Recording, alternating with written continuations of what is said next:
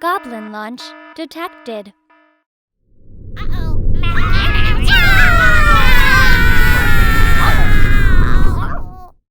Hey gang! Using the promo code MTGMudsta, all caps, will get you 10% off any order over $10 at Flipside Gaming. It'll also get you 10% off any orders of singles at Multizone.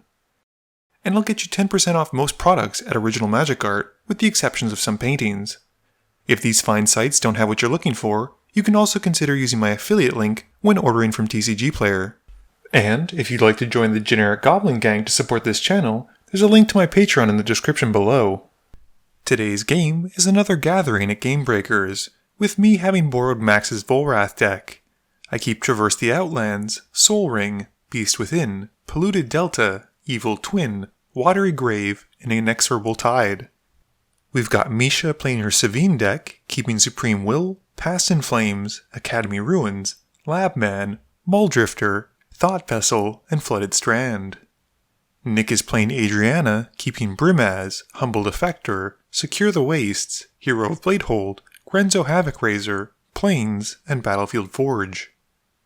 Martin's got his Nikya deck, keeping Hornet Queen, Craterhoof Behemoth, Wolvenwald Hydra, Zealous Conscripts, Ancient Ziggurat, Reclamation Sage, and Misty Rainforest. Nick wins the die roll and starts us off. Nick plays a Battlefield Forge. Martin plays a Misty Rainforest, cracking it and losing 1 to go and find a land. I play a Polluted Delta. Misha plays a Flooded Strand and passes. Nick plays a Plains, and Misha and I crack our fetches while he casts Humble Defector. Martin plays an Ancient Ziggurat, passing. I play a tap Watery Grave, and then pay 1 for a Soul Ring. Misha finds her Hollowed Fountain and starts her turn. She plays an Academy Ruins and casts Thought Vessel. Nick draws and taps his Defector, drawing 2 more and donating the card to Martin. He then plays a tap Needle Spire, and he casts Secure the Waste where X is 1 so he won't have to discard. Martin draws and also taps the Defector, drawing 2 more, passing it back to Nick. He plays a Taiga and casts a Reclamation Sage, who enters, blowing up my Soul Ring. Martin then discards down to 7. I play a Blooming Marsh for turn and cast a Vampire Nighthawk. Misha plays a Cephalid Colosseum. Nick taps his Defector, giving it to Misha this time, and then plays a Slayer Stronghold. He pays 4 mana for Hero of Bladehold, and moving to combat, he pokes Martin for 1.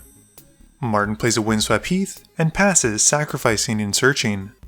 I play a Yavimaya Coast, and hit Nick for 2. I gain 2 life, and pass to Misha. Misha casts Supreme Will at the end of my turn, choosing the second mode and looking at her top 4. She keeps 1, and bottoms the rest. Misha draws for turn, and taps the Defector, giving it back to Nick as she draws her 2. She plays a Frantic Search, losing 1 from the Colosseum, and digging 2 cards deeper, and then discarding 2 and untapping 3 lands. She plays an Exotic Orchard, and loses another life as she taps out for a Muldrifter, drawing 2 more. At the end of Misha's turn, I use Beast Within on Nick's hero. Nick taps his Defector, drawing 2, and passing it to Martin. He plays a Mountain and casts a Hedron Archive. Moving to combat, he hits me for 3 with the Beast. Martin draws and draws 2 more with the Defector. He plays a Mountain and casts Nikya before passing and discarding. I cast an Evil Twin and have it come in as a copy of Muldrifter, drawing 2. I then play an Island and pass. Misha draws and passes.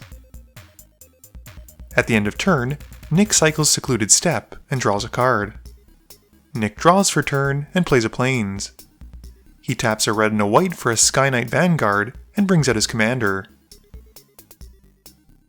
Heading to combat, the Beast goes at me, the Defector swings at Martin, and a Soldier goes at Misha. This triggers their melee, giving each creature +1/+1 3 times because Nick has attacked 3 opponents this combat step. I block with my Nighthawk, gaining 2, while Martin blocks with his Rec Sage. Misha thinks about blocking, but decides to take the 4. Martin taps 3 lands for 6 mana casting a Rampaging Vollrath. He plays a Verdant Catacombs, gaining a beast token from the landfall trigger, and then loses a life as he cracks it. He finds a forest, gaining another token as it enters. Martin then taps 3 more lands for 6 mana and casts an Ulvenwald Hydra. He gets another beast as he goes to find a Gaia's Cradle and puts it to field. Moving to combat, he swings his commander at me, and I just take the hit. I draw for turn and play a tapped Hissing Quagmire, passing to Misha. Misha draws and passes. Nick draws and says he can probably take out Martin, but he needs to tempt us into doing it. Misha and I are understandably skeptical at this point, and Misha says she's not so worried about Martin. This changes Nick's plan as he taps the Defector, finally giving it to me after drawing 2. We then see a land tax, and Nick then plays a Captain's Claws and equips a Sky Knight with them. Moving to combat, the Sky Knight goes at Misha, getting pumped by melee by +1/+1, and the Sky Knight also makes a soldier token from its own trigger and from the claws, both also attacking Misha. Misha decides to block the Sky Knight and takes 2 from the soldiers, and Nick passes. Martin draws and wasn't a fan of Nick's earlier proposal. He plays a forest and gains a beast token. Martin then taps 3 more lands for 6 mana, this time only using 5 of it for an Urabrask. He then taps his Cradle for 7, adding 1 more because of Nikya, and he pays for a Craterhoof Behemoth. All of his creatures get +9/+9 and have trample, and also have haste now because of Urabrask. He swings 4 beasts at Nick, and the Craterhoof at me. I declare no blocks, and Nick casts a Teferi's Protection to save himself. I then take 14, and in Martin's second main phase, he drops a Hornet Queen, making some B tokens, and passes. I draw, and tap the Defector, drawing 2 more. I cast Volrath, who comes in tapped, and played Dimir Aqueducts, bouncing a land back to hand. Moving to combat, I resolve the Volrath trigger by putting a -1/-1 counter onto Martin's commander. I then pass and discard down to 7. At the end of my turn, Misha loses another 1 as she casts Miraculous Recovery, returning a creature card from her graveyard to the field and puts a +1/+1 counter on it. She returns her Sphinx of Uthun and gets a Fact or Fiction-like trigger as it enters. She has me make the piles, and takes the piles with the land and not the removal in an interesting twist. Misha draws for turn and plays an island. She thinks about attacking, but fears a crackback and passes to Nick. Nick phases back in on his turn and resolves his land tax trigger. He finds 2 mountains and a plains. He draws for turn, and then plays a mountain for turn. He asks for hand sizes with Martin only having 2 in hand, and we then see a Brimaz come in tapped, a Hanowar Garrison, and a Prophetic Flamespeaker joining him. Nick then moves to discard and passes. Martin plays a forest and gains a beast token from his Rampaging Vollrath. He goes to combat, swinging the beasts at Nick, and the Hoof, Vollrath, and Nikya at me. I block Nikya and take 11, while Nick chumps with his soldier tokens, and Martin passes. I draw and play a Yavimaya Coast. I then move to combat, putting Volrath's -1/-1 counter onto Urabrask, and then pass to my second main phase. I pay 1 mana to make Volrath a copy of Martin's commander Nikya, and float some mana. I then use 1 of that to turn Volrath into Urabrask next, and with the 8 floating mana still remaining, I cast a Traverse the Outlands to find 7 basics. I then tap some more mana to cast Sakashima, having the clone come in as a copy of Misha's Sphinx.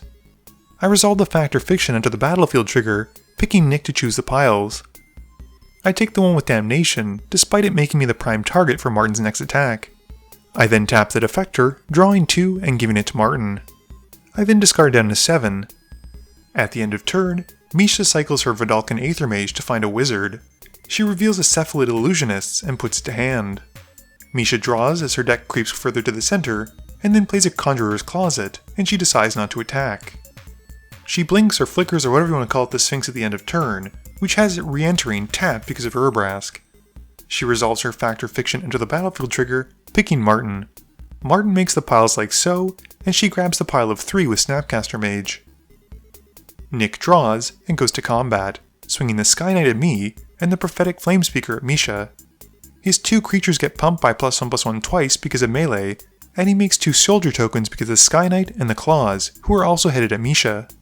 I drop to 4 while Misha loses 8. Nick also gets 2 triggers from the Flamespeaker, exiling his top 2 cards, one of which is thankfully a board wipe, sort of. Nick casts a martial coup, where X is 6, wiping the board and making 6 soldier tokens.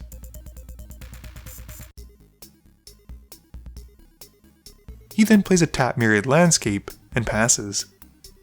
Martin draws and plays a thespian stage, passing. I play Bojuka Bog, exiling Misha's yard. I follow up with a copy of Thassa and then bring back Volrath, and I pass turn. Misha draws and plays an island. She then casts the Illusionist and then a Shaman Encore, and she passes turn. Nick draws and counts up his lands. He casts Aurelia and gives her the claws before heading to combat. He swings the team at Misha, making a soldier token with the claws, and then untapping his attacking creatures and gaining an additional combat step after this one. Misha blocks 2 soldiers and takes 8. Nick then moves to his next combat step, swinging again at Misha and making another soldier token with the claws. Misha blocks another soldier and takes another 8. Nick then moves to his post-combat main phase, casting Solemn Simulacrum to go and find a basic, and passing to Martin while he searches. Martin casts Soul of the Harvest and then a Farhaven Elf. He layers it so he'll find the land first and then draw a card, and afterwards passes. I play a Golgari Rot Farm, returning the Bojuka Bog to my hand, and activate Thassa to make Volrath unblockable. I then head to combat, using Volrath's trigger to put a -1/-1 counter onto Aurelia. I have Volrath become a copy of her, and then swing my commander at Misha. She can't stop it, and this is enough to take her out. I then get a second combat step, and swing Volrath at Nick for 7. In my post-combat main phase, I then stop any potential crackback by wiping the field away with a Damnation, and Nick draws from the Solemn Dying. Nick gets a land tax trigger on his upkeep, finding some basics for his hand. He plays a mountain and recasts his commander in his main phase, and then gives her the claws. He then activates the Slayer's Stronghold to give her haste and vigilance, and with the ability on the stack, I cast Force of Vigor to destroy the claws in the archive. Unfortunately, this doesn't do enough to save me, as she's still big enough with the melee triggers on attacking to do enough to take me out.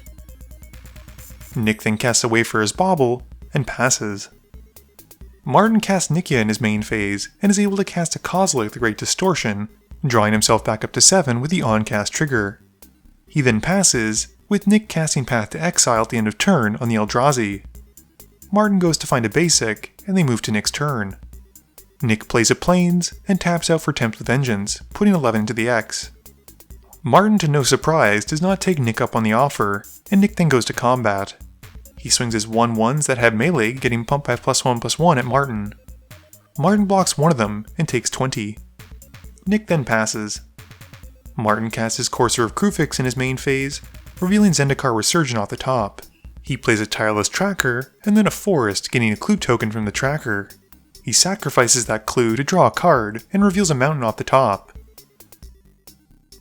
Martin then plays Mina and Den, and plays the mountain off the top, and gains another clue token. We then see Ronus the Indomitable hitting the field, and Martin sacrifices the second clue, drawing a card, and then revealing Azusa. He then taps 3 lands for 6 mana, and casts Rurik Thar, following that with a Whisperwood Elemental. Moving to combat, Martin swings his commander at Nick, who takes the hit. Martin then moves to his end step, manifesting his top card, and revealing God Eternal Ronus. Nick grabs more basics with his land tax trigger, and he draws, revealing Reforge the Soul off the top of his library. He casts it for the miracle cost, and he and Martin discard and draw 7, with Martin revealing the 7 he drew because of the Courser of Kruphix. Nick then plays an Ancient Tomb, and he puts to stack an Austere Command, choosing the modes of destroy all creatures that convert a mana cost 4 or greater, and destroy all artifacts. He takes the 6 from Rurik Thar for casting it though. Martin then responds by sacrificing the Whisperwood to its ability, which allows him to manifest his top cards when creatures die this turn. 3 creatures get destroyed, notably Nikya, who Martin decides to put to his yard. This has Martin manifest his top 3 cards, and Nick then casts a Sun Titan, bringing back Brimaz, and passing turn. Martin draws and plays Kessig Wolfrun off the top. He gains a clue token as it enters, and he then plays a Lotus Cobra. He turns face up Azusa after paying for her mana cost, and this lets Martin play another land, this time a Scalding Tarn. He gets a clue token and a mana, and then loses 1 life to find a basic mountain as he sacrifices it. He gets another clue and a mana from the Cobra. Martin also turns face up an Eternal Witness, having mistaken it sadly for a Den Protector. It doesn't do anything sadly but give him mana as he taps his Gaia's Cradle for 8. He uses that mana and a bit more to pump up Ronus, the Courser, the Tracker, and the Ooze with Ronus' activated ability, and then puts out God Eternal Ronus, doubling every creature's power. Nick realizes he's done for at this point, and scoops it up to Martin. Game review time. So I think for the most part this is pretty much a game between Martin and Nick, as they had the most aggressive decks and also seem to be ahead in terms of lands. I think Misha and I both struggled in this sense, and by the time that either of us had mana, our game plan really didn't work. By this point also, we'd seen Misha's combo, so it was kind of telegraphed when she started playing the Cephalid Illusionist and the Shaman Encore. You know, I'd never really given the melee combat ability very much of a thought, but it was interesting to see at least, and I'm glad Nick had fun with this. Nikya certainly showed that she's great at ramping, and really good in a creature-based deck. I think Martin did a great job of keeping to that theme, and had fun cards like Rurik Thar, and the Ronuses to help pump up his creatures and protect them. Unfortunately, I didn't get to really show off the Volrath deck, but I can imagine it being quite fun, as based on the turn where I was able to clone Nikya, tap a bunch of mana, and then turn him into Earbrass to cast whatever I wanted. Please be sure to tune in every Monday and Thursday at 11 AM Eastern Standard Time for a guaranteed new video.